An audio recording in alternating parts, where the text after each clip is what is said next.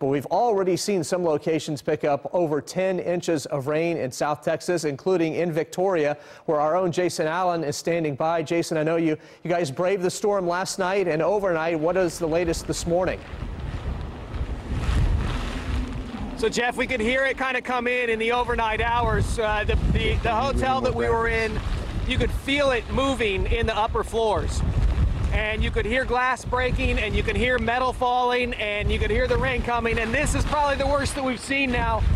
We'll go out just so you can get a sense of the wind that's been coming in. We're in a shopping center on 87. So the wind and the rain kind of pounding in. It makes it hard enough to stand. Jake right now, who's holding the camera, has his feet staggered just so he can stand up. As far as damage, and I want you to see power is out all over the area, of course. You can see this light pole that's down. We're gonna spin around. It's okay to walk here for a second. We've got a little bit of a building protecting us. It's metal flashing, it's signs, it's roofing. We have not seen any large structural damage, at least here in Victoria. Let's see if we can go out here a little bit further, Jake. Here's a big, huge gust. I'm gonna hang. Right here, I don't wanna get out in that. So these are the strongest winds that we've seen. And again, no major structural damage that we've seen here, but it is some of those signs, light poles, power lines, or a lot of power lines down. Now the concern as the hours go on throughout the day today, and Jake, if we can go down and to your left and just kind of look at some of that drainage. Here's where the concern is going to build. I know we've been talking about this over the last day or two, as this storm just sort of sits here and spins and dumps rain on us.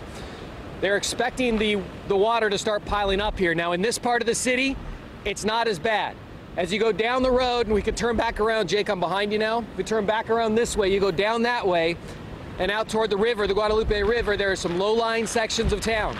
They already had pumps out in that area last night that we saw, and that was before any extremely heavy rain started to fall.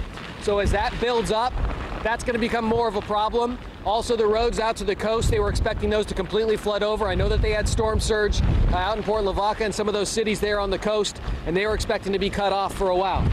But here in Victoria right now, we are definitely feeling the worst of the eye as it kind of spins just, I think, maybe about 20 miles or so, maybe 20 to 25 miles away from us, or what's left of the eye.